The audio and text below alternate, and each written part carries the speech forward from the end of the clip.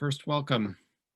Glad to see your faces amidst what I'm sure is spiraling tension and anxiety last night and plummeting spirits into the night, and then maybe a little less so this morning in some ways and not in others, and so much to hold, so much to hold. So I want to first invite you, as we do every week, and so even more important in these tender and anxious days, to either in physicality, if you have a chalice with you, or in your mind or heart, to light a chalice and to take a deep breath.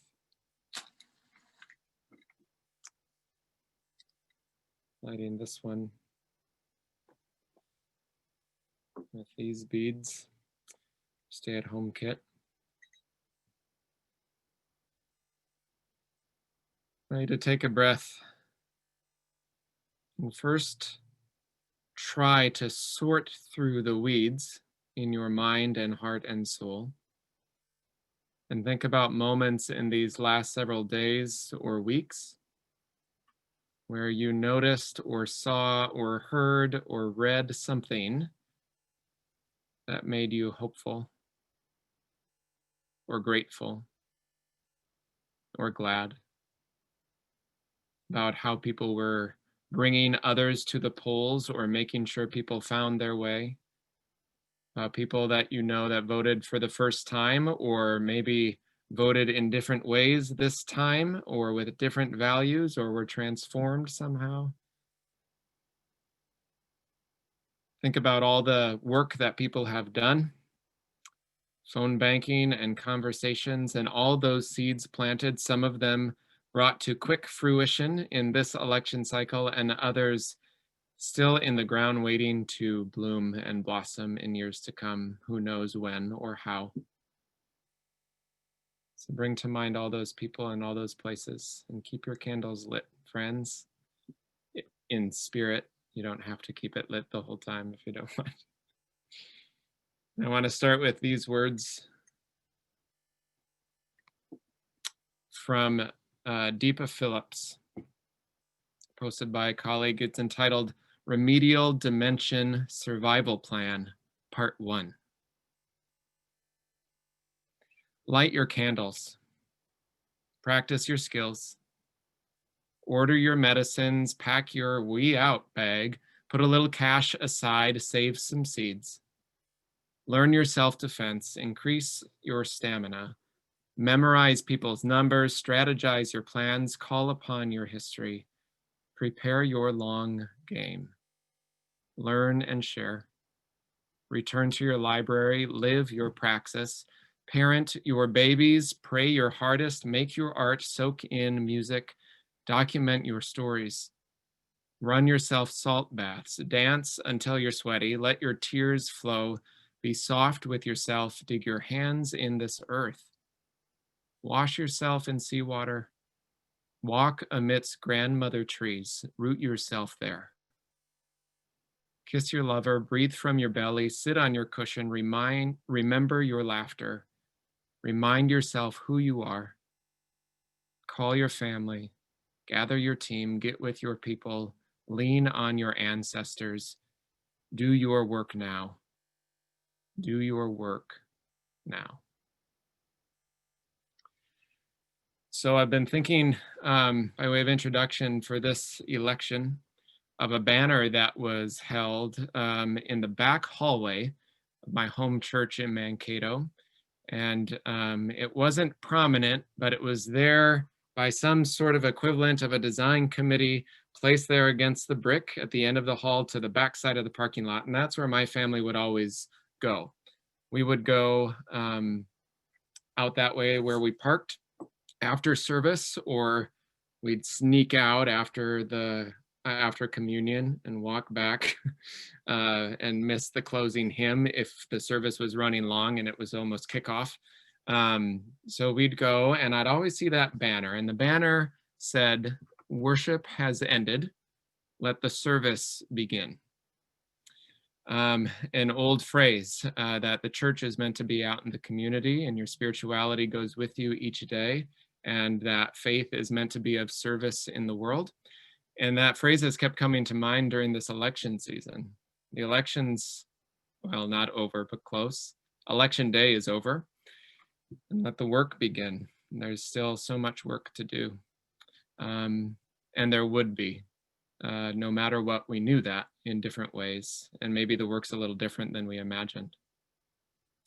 One thing I want to start with, and my hope for tonight is to share with you a few little reflections and poetry, to share with you a little bit from Parker Palmer and Carrie Newcomer, an excerpt from one of their pre-COVID, we can relish in people being in the same space in a church, pre-COVID tour where they did their Healing the Heart of Democracy gatherings around the country with communities of faith. So Parker Palmer is a Quaker teacher, author, and activist. Carrie Newcomer, a Quaker singer-songwriter. And that's some of the work I want to draw off of tonight. But I also want to have a chance for you all to just check in and hear each other's voices and remember that we're all still here, here in the flesh through a screen, holding on in these days. So 2 readings from colleagues that have stuck with me amidst all of the results coming in and following all the different races. First was A Litany of Local Good Things. This civil rights lawyer and activist said, as we wait final results, remember these things, and there's bound to be many more that I don't know of. But California voted to restore voting rights to those who have served felony sentences. Colorado served to preserve the right to abortion after 22 weeks. Florida voted to raise the minimum wage to $15. Mississippi voted to repeal Jim Crow-era electoral college laws. Nebraska voted to remove language from the Constitution that allows the use of slavery and involuntary servitude as criminal punishments. Oregon voted to pass the first law in the nation to decriminalize possession of all drugs in small amounts. Washington voted to require public schools to provide comprehensive sex education to all K-12 students. And so that was the first post. And then others commented on local races that were happening or local ballot initiatives. People commented, of course, on the first transgender state senator elected, Sarah McBride, and others across the country, all these smaller local election wins for progressive values and extending justice and equity. Those are good things to remember in this time. And then Evelyn Rios Stafford became the first openly trans elected official in Arkansas, and Jill Rose Quinn became the first openly trans judge in Illinois. So highlighting those and not neglecting those things to celebrate are good things, good practices in these days.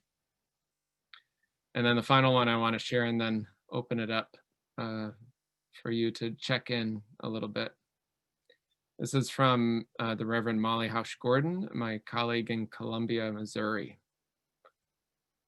She said, "Good morning from solid red America.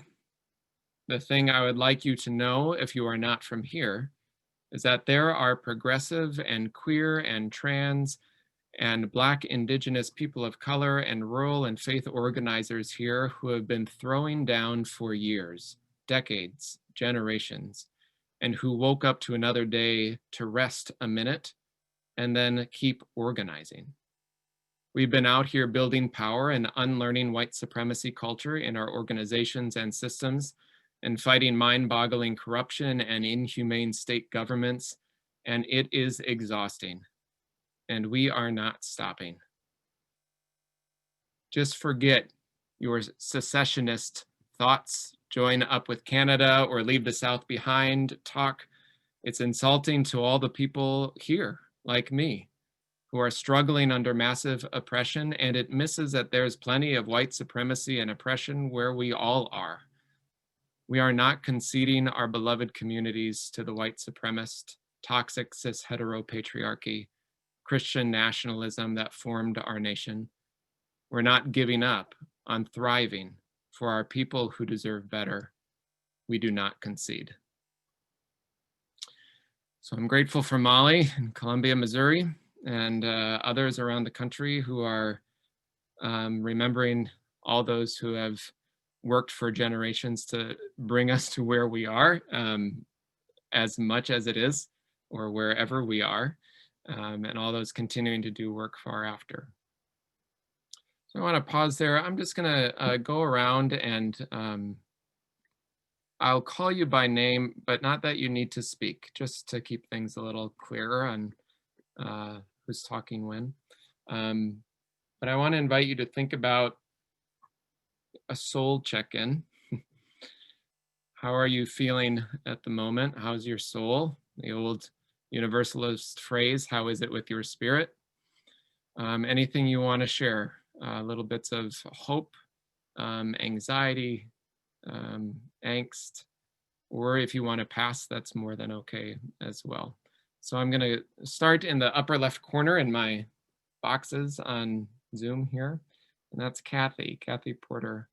You want to check in, and feel free to pass and let me know if you'd like me to come back to, if you want a little time to pause and think. I just feel angst, disappointment, tired. Now I'll just wait to hear what others say for now. But that's where I check in right now. Thank you, Kathy. Glad you're here. Trish. I like Kathy, I'm tired. My soul is exhausted. However, I am happy that it looks like First UU is slowly taking over the city council. So I mean, there were some good things out there. I'm trying not to spin into all of the possibilities that could occur between now and January 21st. So I have a tendency to overthink things, and I'm trying not to assume the worst of all the eventualities that might come out. So, but mostly I'm just tired. I hear you. Thanks, Trish. Mm-hmm. Good to see you. Paul and Dottie, you want to, either or both of you want to check in? Can you hear me? Now we can, yep. Okay. I actually am tired. I washed every window in the house today, inside and out. So huzzah, nice weather.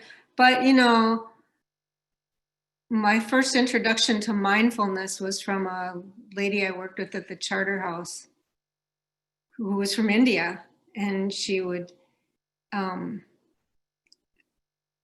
the way to be in the moment is to physically be doing something, folding towels, and then just really paying attention to what you're doing. So I did that. I should sleep good tonight.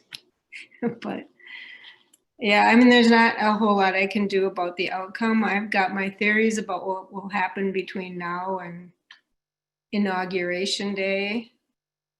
I could write movies, but I'm disappointed in what's going on as far as not being able to flip the Senate. But it looks hopeful as far as regime change. Anyway, that's good. How about you? I'll have to pass right now. Thanks, Dottie. Thanks, Paul. Sarah Feltz, you want to check in? Sure. Thanks for sharing those words of hope, Luke. I don't know, I drove home from work today and the sun was shining and the blue sky, and that made me, I had the windows open in the car, and that all my troubles blew away for an instant. It was really nice. Yeah, I have a lot of angst, but I'm just trying to let it go. I worked as an election judge yesterday, and it was very rewarding. And so I feel like we did our job. My group did a really good job, I thought. So I was really proud of what we did in the precinct I worked. So, you know, keep on. That's great. Thank you, Sarah. Thanks for working the polls too. Anita, you wanna check in?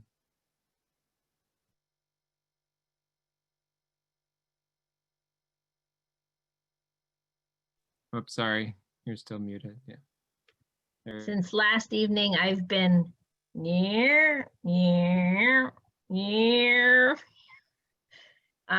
you know, with every news cycle, and middle of the night last night, I thought I'd never crawl out from under my pillow this morning, but I did, so that's good. Yeah, feeling, you talked about not, you know, in your reading, wanting to run away, and you know, there's a little bit of me sometimes that feels that way.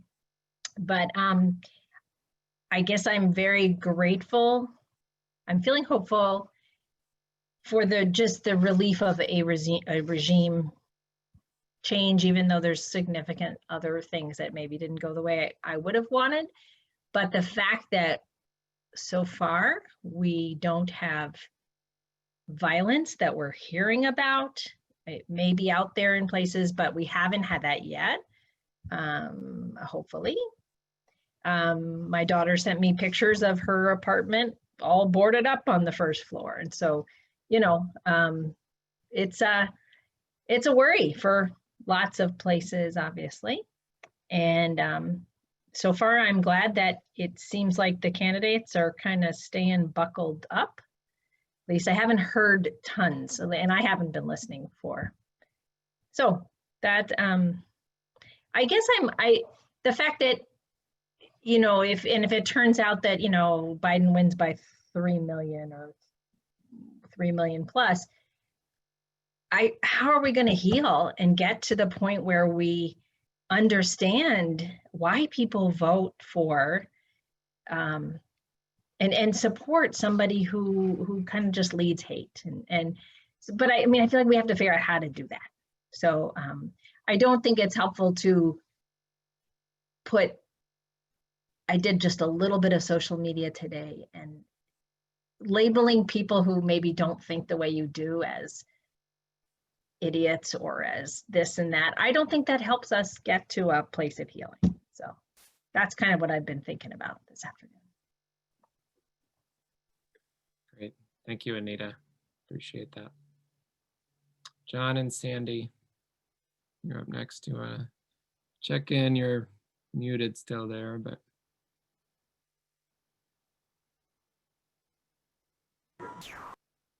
There you go.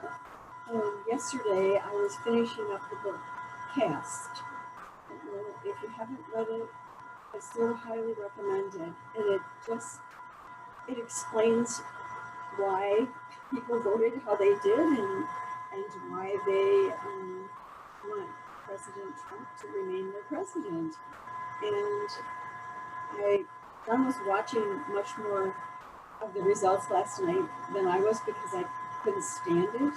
And I was feeling, when I went to bed, I wasn't feeling so great. But and I didn't spend a lot of time listening today. We did PBS at 6 o'clock and a little bit more than that. But I'm feeling hopeful. Of course, I'm so disappointed for the candidates, especially the ones we love, that worked so hard and came so close. It's just heartbreaking. But I'm proud of our church and how we stood up and what we did to make a difference. Thank you all. I had all kinds of things floating through my mind in this approach, but I really want to talk about one. If you can.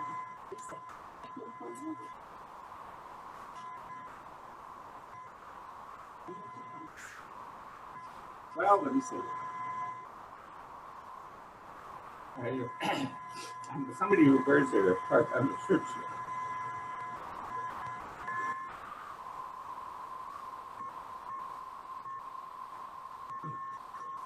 Something happened today that did bring some tears to my eyes. Let's talk about healing.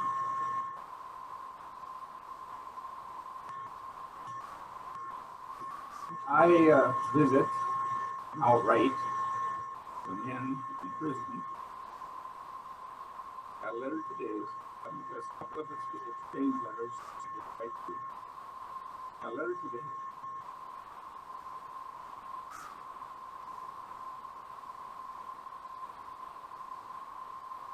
It did cause some tears.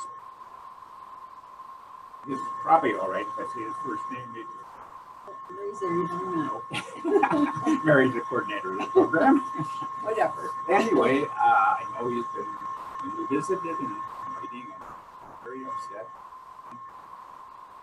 Policies and how he tries to fight us. He's in prison. I'm out here. Got COVID. Survived it pretty well. Had some physical difficulties. Last letter was 8 we did have a single room. Moved around 3 different times. COVID. His message. His message was.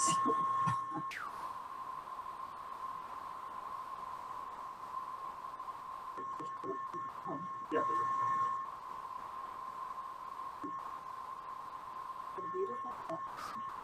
And I've been pretty extreme.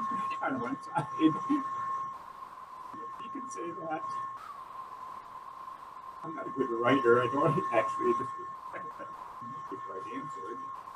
I sat down and wrote. Admired that.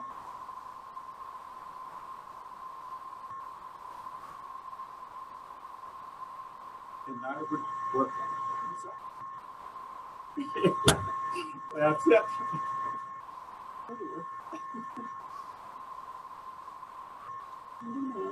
Thank you, John and Sandy. I know a little of your audio was maybe hard to hear for folks. I saw some folks struggling, but I heard bits and I heard most things stringing through there. But sending you love, and I think I heard most of it. And thank you for sharing and the heart rate, and so much to hold in these days.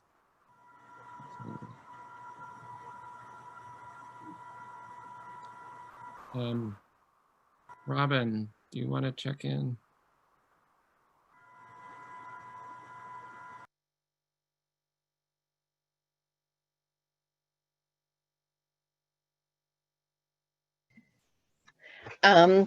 Sure. It's been a hard week. There have been a few nights this week I just have not slept. And last night, Joe and I went to bed just fine and then got up in the middle of the night, had to check the results, and, you know, just had this sense of dread that things weren't going well. So the news of the day is a little bit better, you know, in terms of the presidency, but obviously there are other races I wish had changed. So it is very difficult to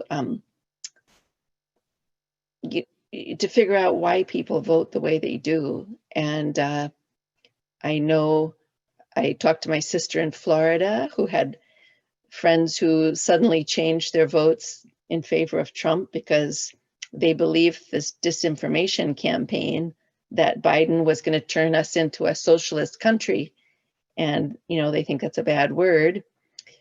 So I just, you know, I don't know what we could have done, you know, when we're faced with a candidate who lies constantly. It's so frustrating.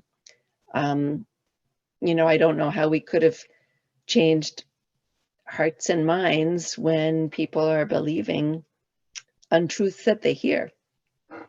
So I very much appreciated your list of things that we should be grateful for, because some things have changed, but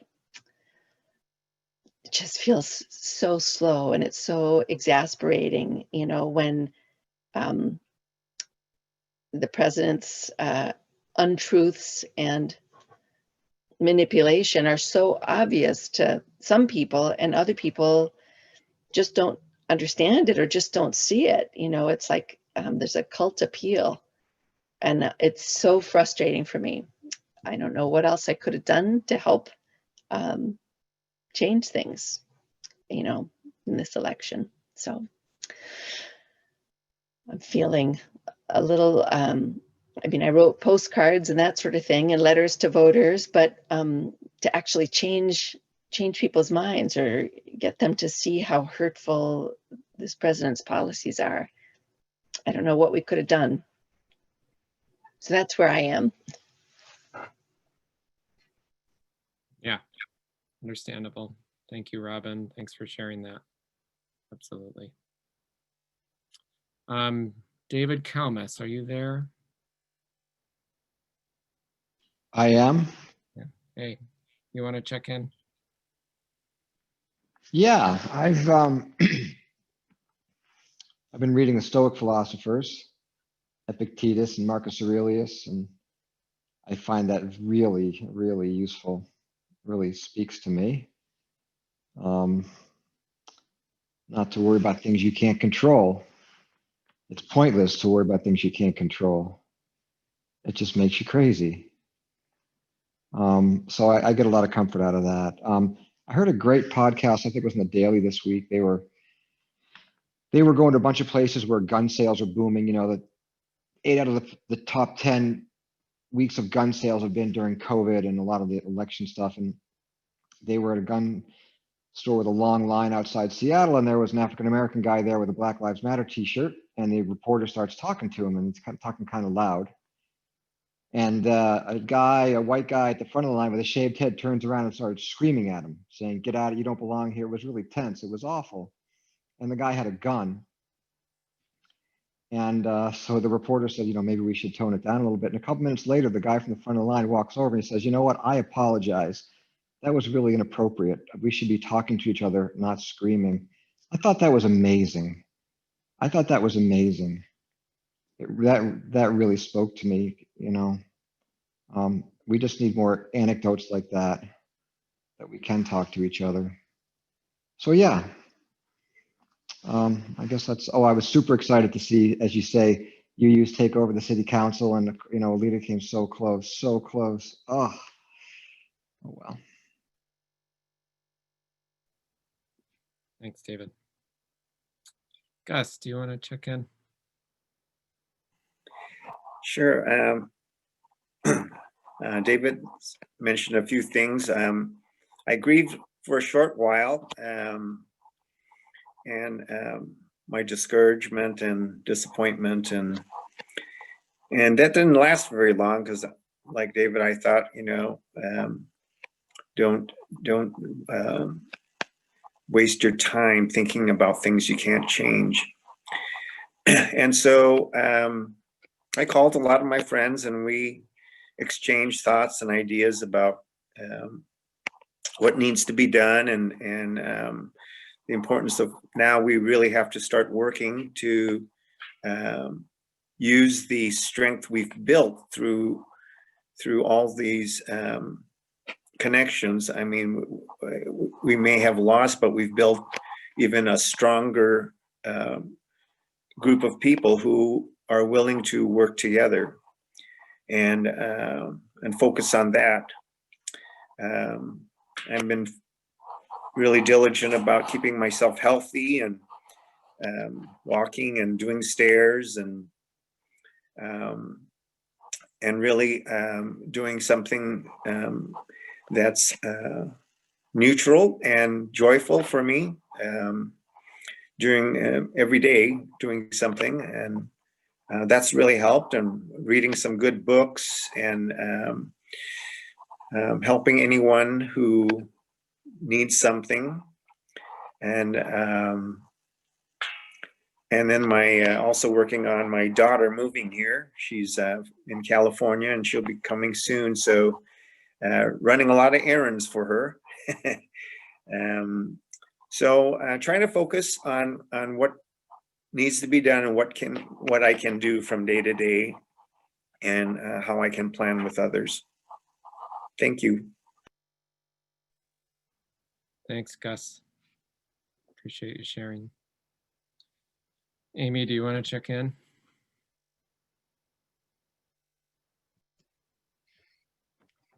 Yes. Like Sarah, I worked as an election judge yesterday, and I worked a half day, but it was good. Over the course of the day, we registered 66 new voters, many first-time voters, and that was over 10% of the people who voted in person at the precinct that I was at. So we had 2/3 of the turnout that we had in 2016. So we had over 500, and in 2016 we had 750 people who voted in person. But I don't know the numbers. I'd have to look it up and see how many absentees and stuff we had, but it was a very good turnout. And Mary, I saw Melissa. I work in her precinct. So she came and voted. So that was really, really nice. What I found odd was we had 2 people in the last hour who came in from 7 to 8, and we had one person come literally at 7:59 p.m. But no, it was good, and it always makes me feel good to do that. And like Garth said when I left the house, he said, "Go do your part to ensure democracy." I'm like, well, that makes it sound a little bit bigger than it actually is, but and then the last thing that I'll share is about my kids. They amaze me all the time. I was listening to Claire's social studies class. It was her first hour class today, and they were talking about the election, and to hear her mute and rant occasionally was very uplifting. And then I heard that Trigvi was down playing Minecraft on the computer with a bunch of his friends, but at the same time explaining why we didn't know who won the election yet, and was doing a good job explaining to his little 12 and 13-year-old buddies why we didn't know. So they pay attention, and they know what's going on. And for them to, deal with this, what I call cognitive dissonance that happens a lot from people voting for Trump, and to tell them that there's no use in trying to understand, because we won't ever understand. And, the only thing that we can do is control what we do, and, do our best to, educate and stay positive. So they give me hope for the future. So. Thanks, Amy. Mary, you want to check in?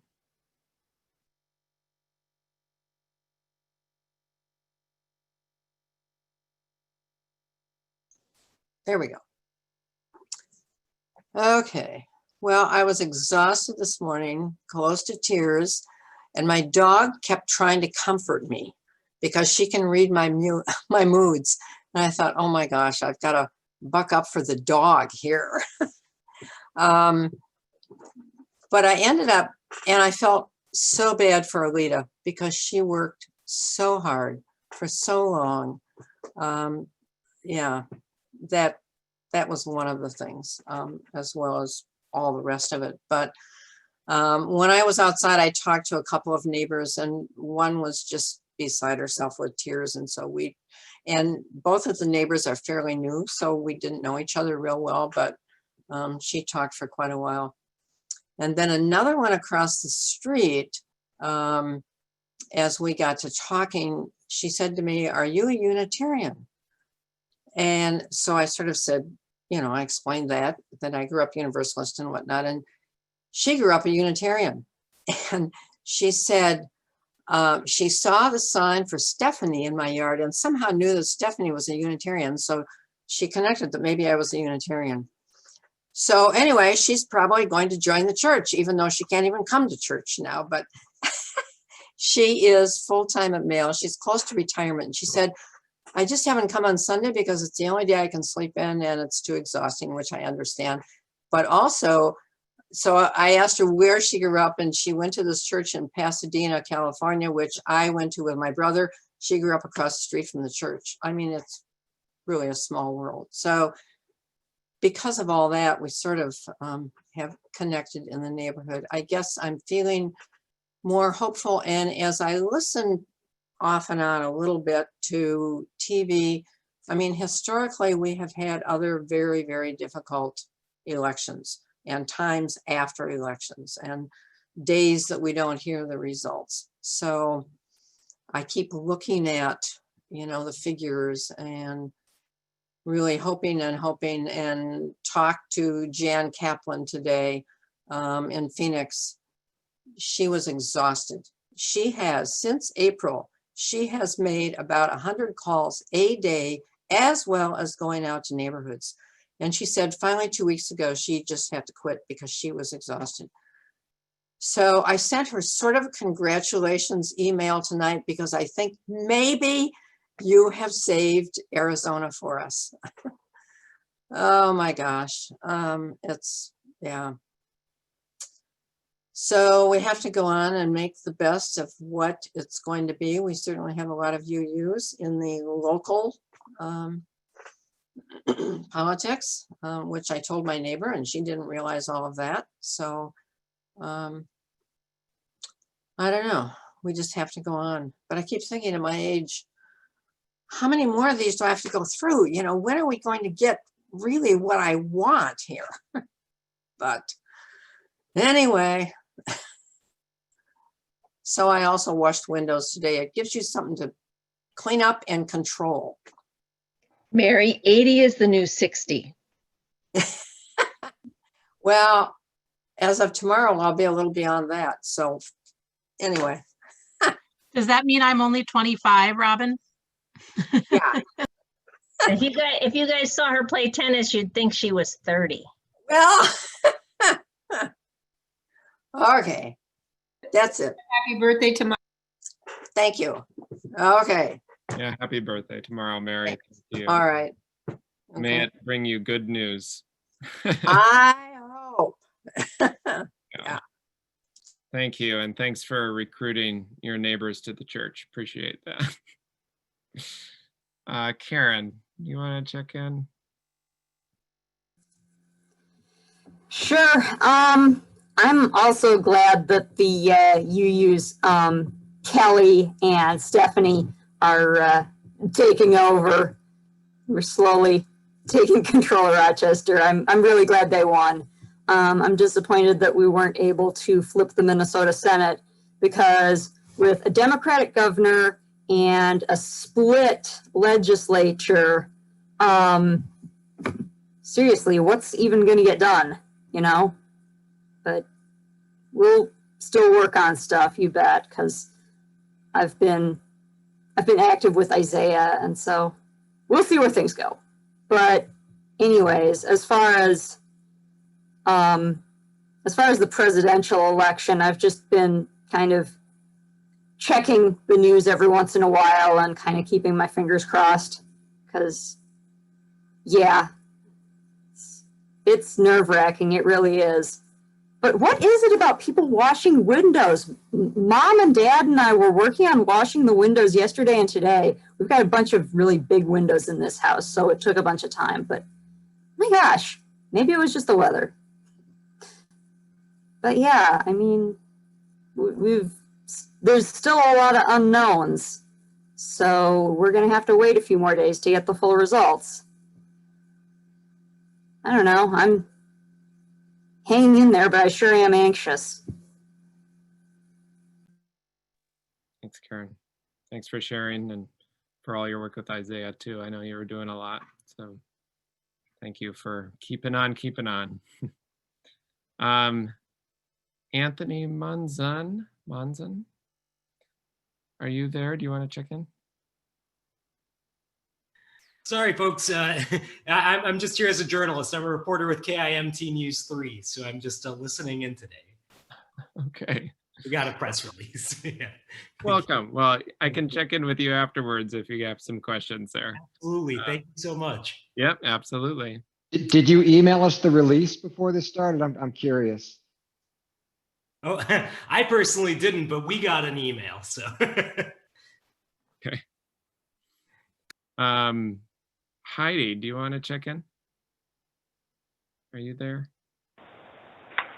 Yeah, I'm here. I would say that I've been mostly distracted more than anything, trying to work and trying to mom and trying to pay attention, but not too closely.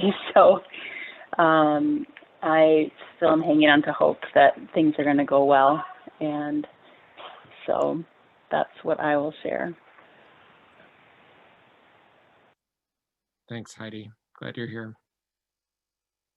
And Julie, do you want to check in? Hi. I think I'll pass probably mostly and maybe try to wash some windows tomorrow. So that's about it. Take care, everybody. Yeah, thanks, Julie. Glad you're here. So we're at about 7:15 here, and that's what I wondered. So I'm going to do something just before we end. So I'll have a quick closing reading, and I'm going to send a link to you if you want to watch the full. It's an hour-long thing. We weren't going to watch all that anyway.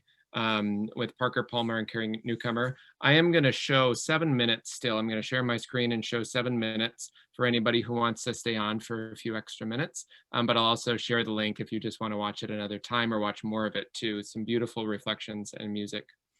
But first of all, I want to share this last reading from the New York Times that was posted in the New York Times. It's from Reverend Angel Kyoto Williams, and it was posted by several of my colleagues across the country today. And I've been sitting with it, coming off of All Souls last week and into this week, and continuing into whatever comes next in the days to come. She writes, "Our anxiety comes from the desire to have things be different. There's going to be the day after the election and the day after that. We need to be present to what is, regardless of the outcome you want. My ancestors had to prepare themselves over and over and over again for moving toward a freedom that was nowhere in sight. We prepare for life as it unfolds, not our ideal image of it, and that is literally the only path forward."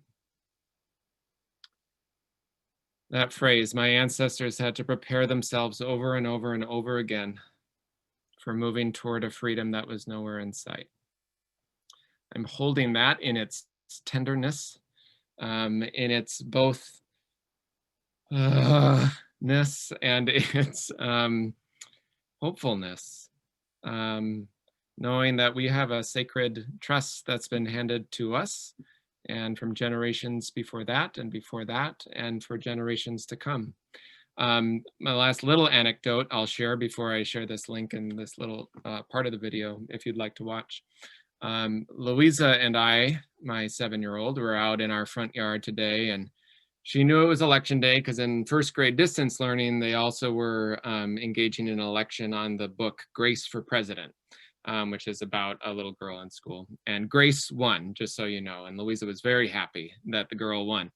And so we were out front, and she knew Alita from our church, and she didn't really know the others except Brooke Carlson. We had a sign from her because she stopped by with a sign one day. So Louisa met her, but she didn't really know anybody else on our signs other than just the names that had been out there.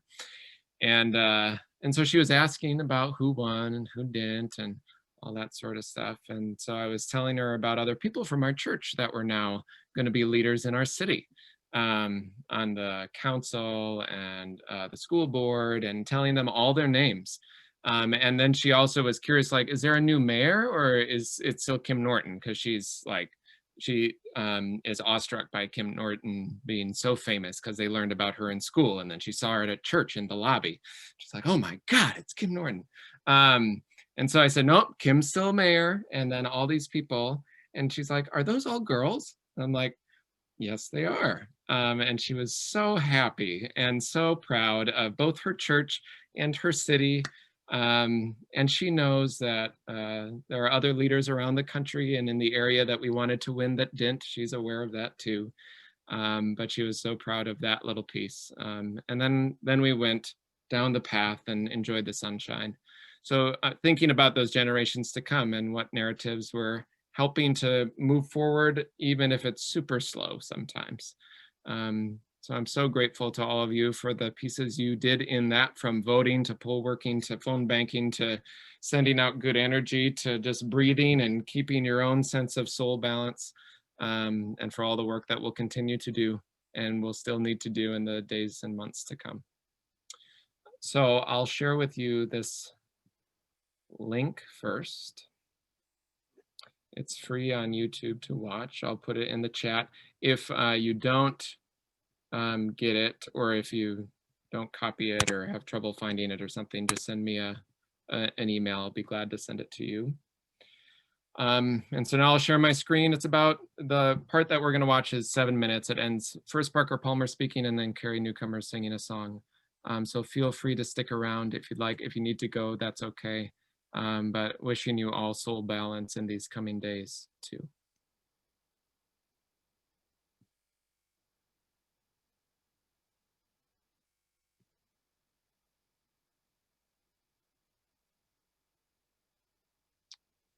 Just give me a second here.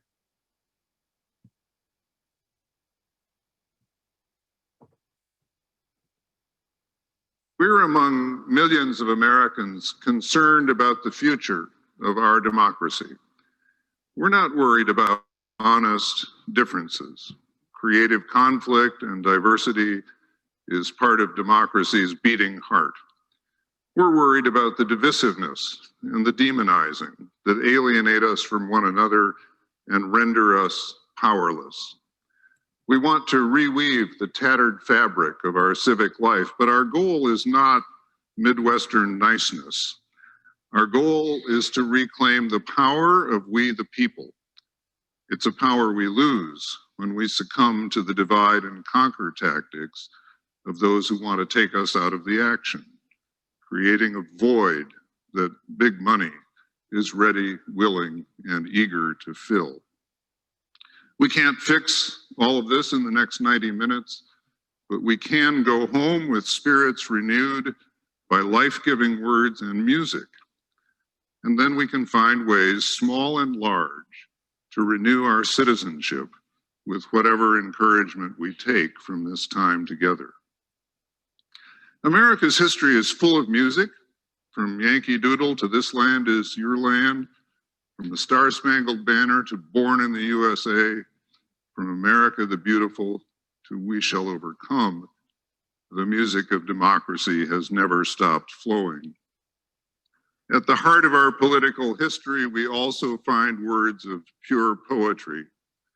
We hold these truths to be self-evident, that all men are created equal, that they are endowed by their Creator with certain unalienable rights, that among these are life, liberty, and the pursuit of happiness. The people who wrote those words fell short of their own aspirations, just as we do today. Their definition of all men did not include Native Americans, enslaved human beings, women, or white men who did not own land. From the very beginning, the American challenge has been to catch up with our own aspirations, even as we celebrate all that's good about this land. And that's why this next piece of American poetry is so important. We, the people of the United States, in order to form a more perfect union, do ordain and establish this Constitution for the United States of America. The founders knew that they had not created utopia. They had launched an endless struggle to get democracy right, and we're part of that struggle yet today.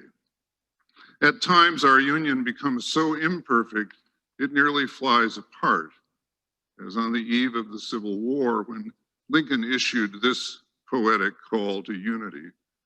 We are not enemies, but friends. We must not be enemies. Though passion may have strained, it must not break our bonds of affection. The mystic chords of memory stretching from every battlefield and patriot grave to every living heart and hearthstone all over this broad land will yet swell the chorus of the Union, when again touched, as surely they will be, by the better angels of our nature. Lincoln had great faith in the better angels of our nature, but he was well acquainted with their shadowy counterparts.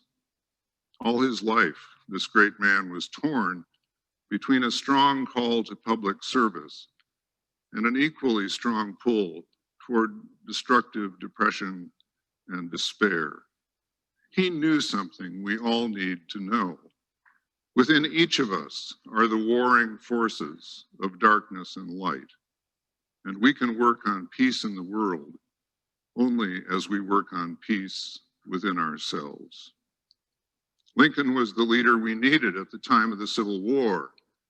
Knowing that everyone contains both darkness and light, this president refused to split the nation into us and them.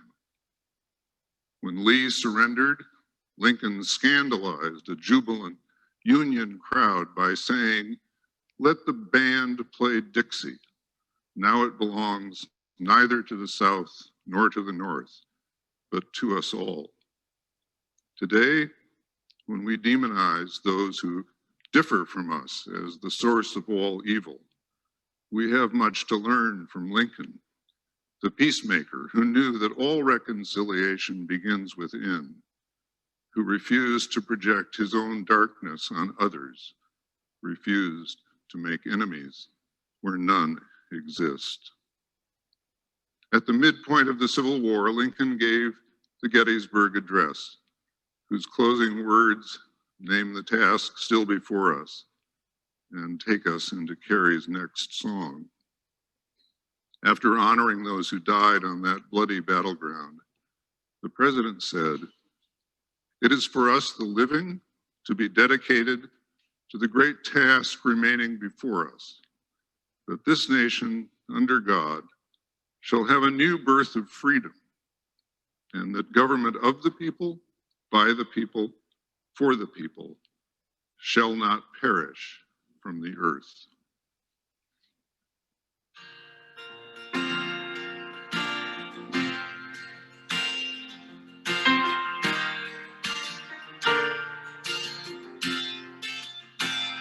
What we want is nothing less than the dream of this land.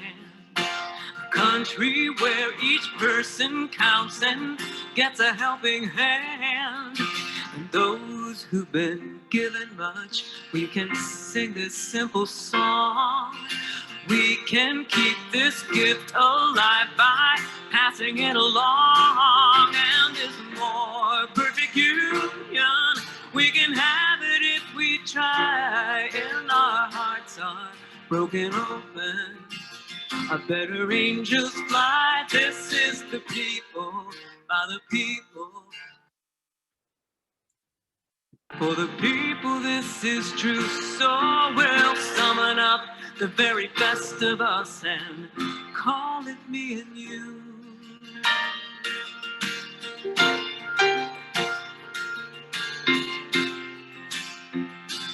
We have lost and we have suffered, cried an ocean of tears.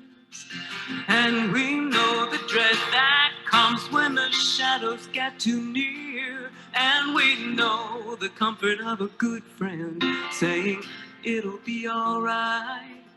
Now take my hand and we will find our way through this night. And this more perfect union, we can have it if we try. When our hearts are broken broken open. Our better angels fly. This is the people, by the people, for the people. This is true. So we'll summon up the very best of us and call me in.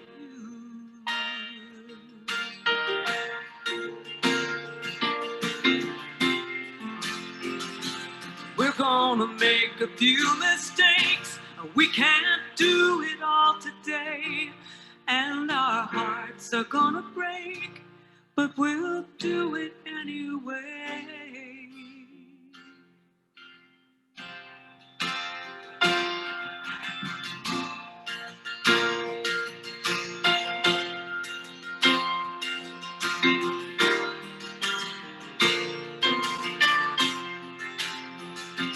We are all in this together. We can't rise when many fall. So we'll work for the common good and write upon the wall. Take care of one another. Be truthful and be kind.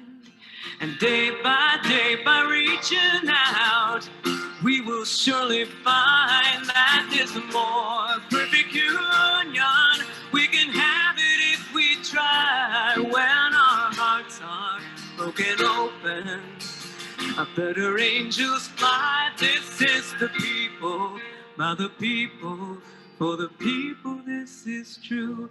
So we'll summon up the very best of us and call it me and you.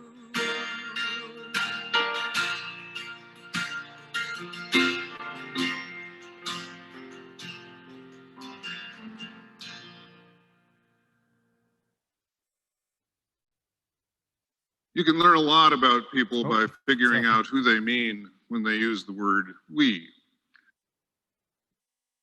There. Folks, feel free to take a look further at that link. Day by day, by day by day, by hour, by moment, by breath, by heart, by story, by voice, and vote, by vote, by vote. We'll keep on keeping on together. And I wish we could be together in person right now and this Sunday, but we will be together in spirit through all these days. Thank you for joining us tonight. Wishing you all much love and much strength, and reach out if you need anything from us, but for now we'll be cheering for all the girls helping to lead Rochester. Wishing you all much love. Thank you. Good to see you all. Take good care. Bye-bye.